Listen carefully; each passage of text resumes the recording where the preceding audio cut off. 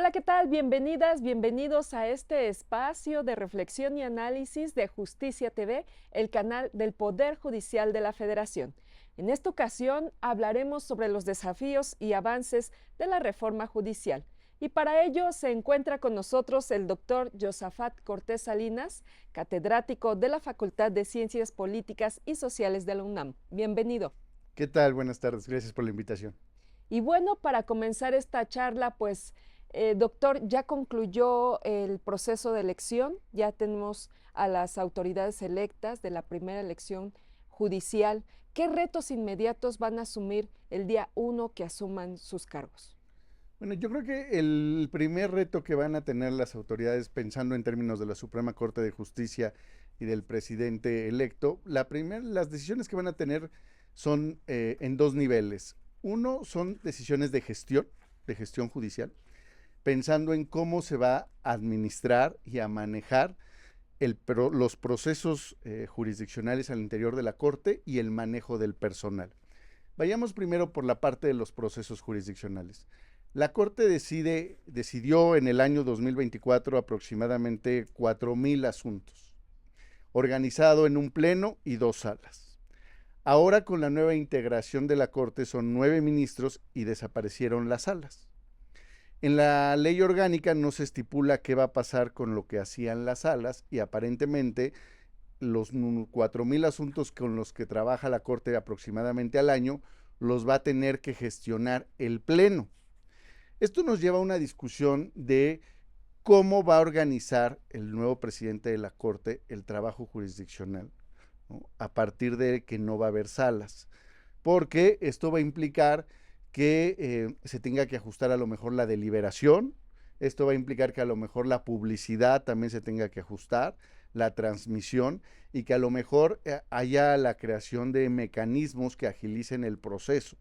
Entonces yo creo que lo primero que tendríamos que pensar es, la primera decisión es cómo se va a procesar toda la carga de trabajo jurisdiccional ahora que las salas no van a funcionar, sino que todo lo va a llevar al Pleno. Y me parece que esa es una decisión de gestión sumamente relevante en términos de procesos jurisdiccionales.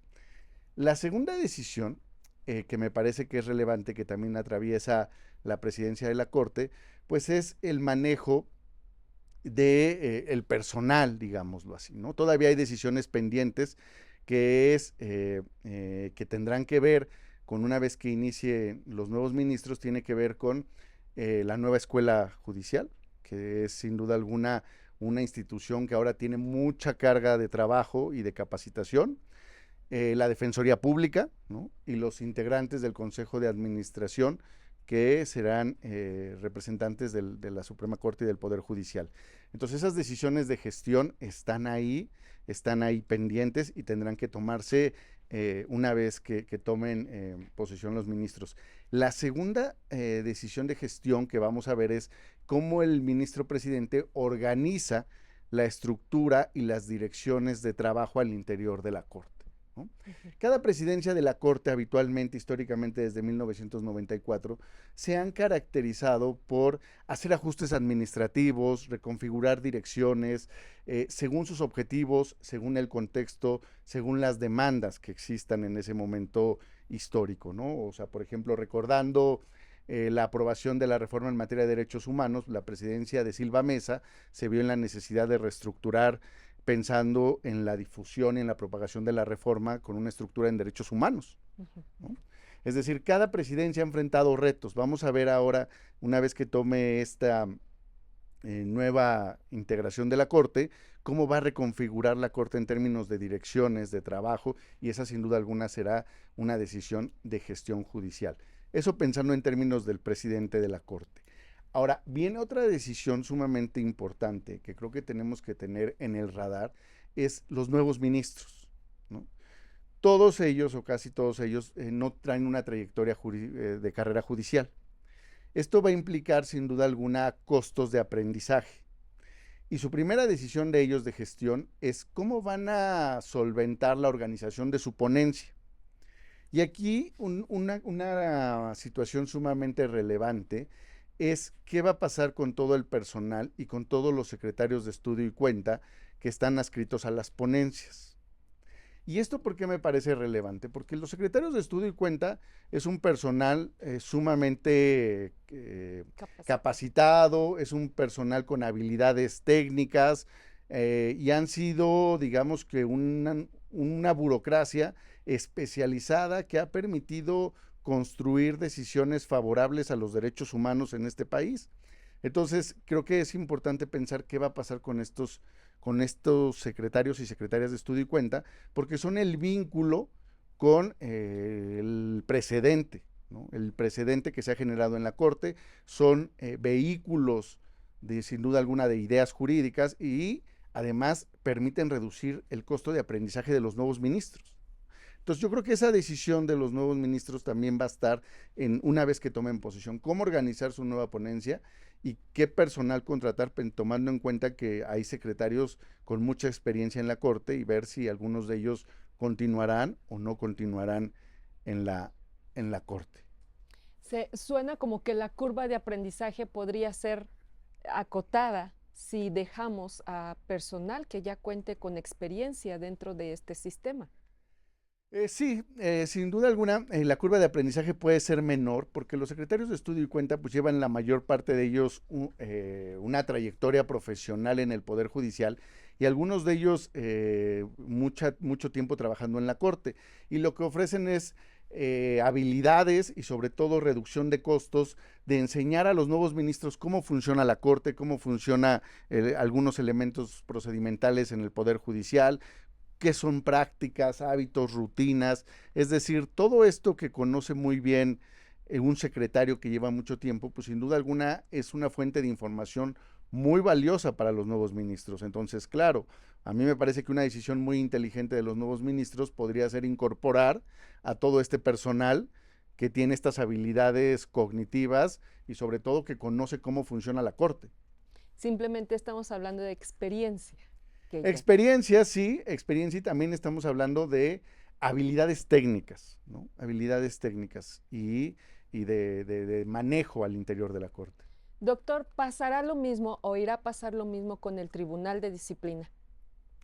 Todo lo que tiene que ver ahora con esta área del Tribunal de Disciplina, lo que compete. Digamos, ahora el Tribunal de Disciplina Judicial pues también tiene toda esta, será una nueva institución, porque ahora no debemos de olvidar que el Tribunal de Disciplina Judicial estará al lado del órgano de administración de justicia.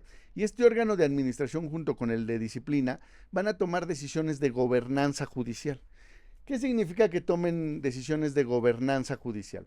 Significa que tomen decisiones de recursos humanos, significa que tomen decisiones de presupuesto, de la administración de la carrera judicial, significa que tomen decisiones del ingreso y promoción al interior del Poder Judicial, de lidiar con el personal del Poder Judicial. A veces olvidamos que en el Poder Judicial Federal hay 3 tipos de personal, que es el personal de carrera judicial, que se encarga de la labor jurisdiccional, personal de confianza y personal de base, ¿no? Entonces, digamos, de todo este grupo importante de personal, pues se encarga el órgano de gobernanza judicial. En el pasado era el Consejo de la Judicatura. Ahora, digamos que de esa parte de gestión de todo el personal será el nuevo Consejo de Administración, pero la sanción, la disciplina, la supervisión, ¿no?, de las cabezas del Poder Judicial, de los órganos jurisdiccionales, será este órgano del Tribunal de Disciplina Judicial. Entonces, creo que la discusión ahorita o el reto que vamos a ver es, una vez que se configura el órgano de administración judicial, es cómo va a solventar todas las dinámicas de presupuesto, ¿no?, que sin duda alguna es fundamental, administración de recursos humanos y la administración, digamos, de el ingreso y promoción al interior del Poder Judicial, salvo jueces y magistrados, porque digamos ellos ya provienen del voto popular y ahí entra el órgano de disciplina judicial, que es el que va a estar encargado de la supervisión. Entonces son retos que ahora tienen, pero son retos, los retos de gestión los tiene los nuevos ministros, los jueces y magistrados. Los retos de gobernanza judicial, que es administrar los recursos, el personal y digamos toda la organización que hay detrás del Poder Judicial, los va a tener el Consejo de Administración y la disciplina, pues el nuevo Tribunal de Disciplina Judicial. Entonces estamos por ver cómo van a funcionar estos órganos cómo se van a organizar de acuerdo a la nueva normativa y cómo van a empezar a operar, ¿no? Y no perder de vista eso que a veces me parece muy relevante. En el Poder Judicial hay 3 tipos de personal, ¿no? Y a veces ponemos mucha atención en el personal de carrera judicial porque sin duda alguna es muy relevante porque es el que se encarga de la labor jurisdiccional, pero hay mucho personal de confianza y mucho personal de base. Y este es el impacto que ha tenido esta reforma, que no solamente es lo que compete a la impartición de justicia, sino a toda la estructura que es el Poder Judicial. Sí, exactamente. La reforma del Poder Judicial apuntó a 2 ejes, ¿no? Digamos, la carrera judicial, la labor jurisdiccional y la labor administrativa. Desde hace 30 años en México, con la reforma judicial del 94, buscamos separar esas 2 labores, que la labor jurisdiccional estuviera muy enfocada en la carrera judicial, en operadores jurídicos con una trayectoria basada en el mérito y paulatinamente descargarlos de labores administrativas, ¿no? Que no tuvieran, digamos, que una carga que les restara energías para estar concentrados. Y generamos por un lado una institución como un órgano de gobierno, que era el Consejo de la Judicatura, que se encargaba de toda la administración, ingreso, promoción, sanción, disciplina, recursos, ingreso, promoción, estabilidad, las labores administrativas. La nueva reforma lo que hace es, hay un traslape de fronteras, por decirlo de alguna forma, porque el incentivo electoral es el que viene a trastocar un poco la división entre la labor jurisdiccional y la labor de administración, porque digamos el órgano el de disciplina viene con la legitimidad del voto, los jueces, ministros y magistrados traen el respaldo del voto, y digamos que el órgano de administración judicial que se va a configurar, pues viene ahí con esta tensión que va a tener entre que van a ser designados por jueces electos, y entonces pues vamos a ver hasta dónde hay este traslape entre la labor jurisdiccional y la labor administrativa. Vamos a ver cómo funciona en la práctica, ahora que se aprobó la reforma, pero digamos lo más ideal sería que el operador jurídico pues no esté centrado en labores administrativas, ¿no? Que esté focalizado todas sus energías en la labor jurisdiccional, y creo que eso es lo que México ha construido en los últimos 30 años. Y ese podría ser el impacto que pudiera tener en un momento dado esta nueva forma, ¿no? Como ya dijiste, que estuviera concentrado más en unas cuestiones administrativas que en la impartición de justicia. Sí, digamos que ahora el reto, digamos, es que el operador jurídico, el juez, el titular de un órgano jurisdiccional esté focalizado en la labor jurisdiccional y no esté focalizado, digamos, en pensar en su campaña política que ya viene, digámoslo así, en un proceso de reelección, o que no esté pensando en dinámicas electorales, o que no esté pensando en la sanción del Tribunal de Disciplina Judicial, sino que el juez esté pensando en cómo resolver los problemas jurídicos de la manera más sincera, más honesta y de acuerdo a cómo ve el derecho, de acuerdo a cómo entiende los precedentes. Pero sin duda alguna, la dinámica del Tribunal de Disciplina Judicial y el incentivo electoral hace que el juez o el titular pues tenga a veces momentos de pensar en otros incentivos y en otras motivaciones, ¿no? Y digamos que uno de los esfuerzos que habíamos construido en México es que el juez estuviera focalizado en resolver el problema jurídico de la manera más sincera, más autónoma y de acuerdo a sus preferencias sobre el derecho, ¿no? Pero ahora va a tener, por un lado, el Tribunal de Disciplina Judicial y por el otro lado, pensar en regresar a campaña para continuar en el cargo. Y eso, sin duda alguna, vamos a ver qué sucede a largo plazo con el comportamiento de los operadores jurídicos. ¿Estaría ya más estabilizado todo este orden que empieza a establecerse para 2027? Yo creo que en el año 2027 esperemos que, digamos, con las lecciones que estamos viendo ahorita de la reforma, es decir, mejorar los comités de selección, ¿no? Para tener un perfil más idóneo de aquel que llegue a la boleta, pues sería como uno de los elementos fundamentales que vamos a tener que precisar, digamos, para la reforma del 27, y algunos ámbitos, sobre todo en el diseño electoral, la geografía electoral, de la configuración de los distritos y de las campañas, ¿no? porque sin duda alguna, una de las lecciones que tuvimos en este ejercicio es que para el ciudadano era muy costoso y muy complejo y le demandaba muchísimo tiempo y un proceso cognitivo conocer todas las opciones disponibles y adicionalmente poder comparar cuáles eran las mejores opciones. Entonces digamos que una de las lecciones que tuvimos en este proceso es que es muy costoso para el ciudadano reconocer las candidaturas. Entonces, creo que uno de los retos que tenemos de cara al 2027 es pensar todo este organigrama y todas estas etapas para seleccionar los mejores perfiles, para hacer más accesible la boleta, para que el ciudadano no tenga tantos costos y sobre todo para mejorar el perfil de aquellos candidatos que lleguen a la boleta y que puedan convertirse en operadores jurídicos, ¿no? Doctor, nos alejamos un poco del tema, pero yo quería preguntarle desde hace rato, cuando nos hablaba de que ahora las cargas de trabajo, por ejemplo, en la Suprema Corte, ¿no? Ya no va a haber salas. Entonces, ¿cómo va a haber, cómo podría ser que empiece de nuevo a funcionar? No sé, pienso que a lo mejor el Pleno pueda sesionar más días o ¿cómo va a estar esta situación? Híjole, pues esa es una pregunta que, digamos, tenemos todos en la conversación pública, porque lo que va a suceder es que el Pleno va a tener que elaborar más días. Lo que no sabemos es, digámoslo así, la forma en la que van a darle cauce a los asuntos. Si va a comenzar a ser como un tipo de trabajo con menos deliberación, impulsado por el presidente, Ujú. si va a ser un trabajo impulsado por bloque, por temas, si van a ampliar los horarios, ¿no? Porque, por ejemplo, ahora la Corte sesiona habitualmente de 11:30 a 3 de la tarde.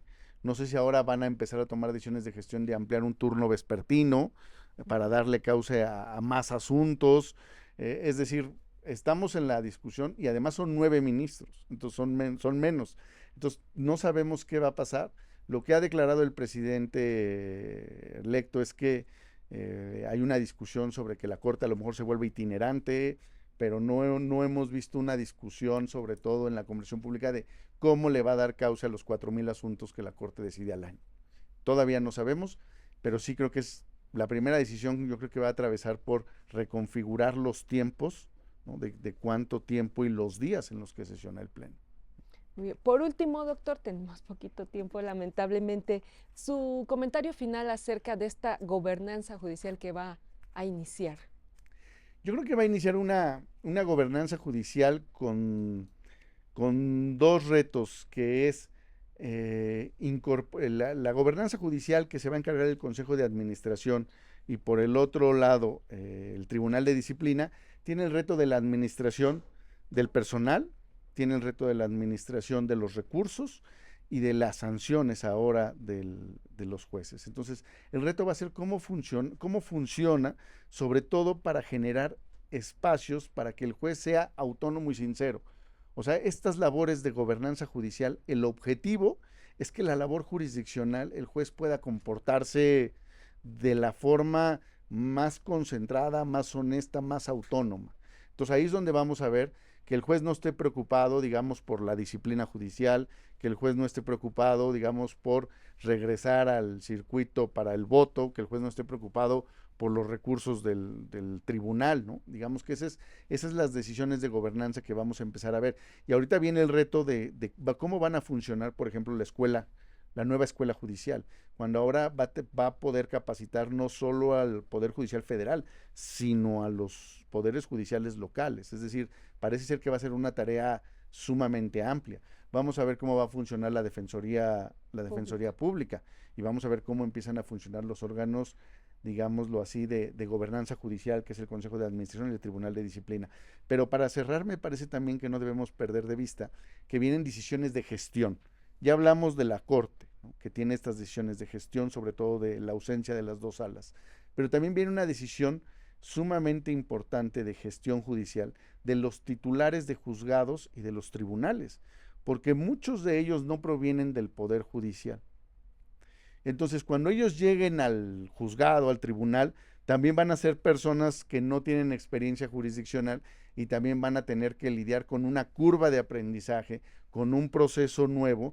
Y también aquí sí me parece importante decirlo, Considero que la burocracia judicial, o sea, el personal de carrera judicial, que es un personal muy amplio, es el que va a respaldar a los nuevos titulares, ¿no? Es, digamos, donde el nuevo titular, que a lo mejor no está tan familiarizado con la labor jurisdiccional, se puede apoyar, ¿no? Se puede apoyar en cómo llevar los procesos. Entonces, creo que la burocracia judicial, en términos del personal de carrera, es el que está ahí y es el que de una u otra forma va a respaldar a los nuevos titulares. Entonces, yo diría que ahí vienen los retos, cómo va a gestionar la Corte, cómo va a gestionar los tribunales y los juzgados, los nuevos titulares, en términos de personal y de procesos, y por el otro lado las decisiones de gobernanza judicial, cómo el nuevo Consejo de Administración junto con el Tribunal de Disciplina Judicial van a hacerse cargo de gestionar todos los recursos y el personal para que, digamos, los operadores jurídicos puedan estar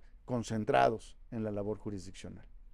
Pues doctor, le agradezco mucho estos minutos y sus opiniones. Muchísimas gracias, gracias por la invitación. Y gracias a ustedes, pues nosotros continuamos aquí, lo invitamos a seguir en nuestra señal. Yo soy Citlali Pérez y los invito a que no se pierdan nuestra próxima entrevista. Gracias.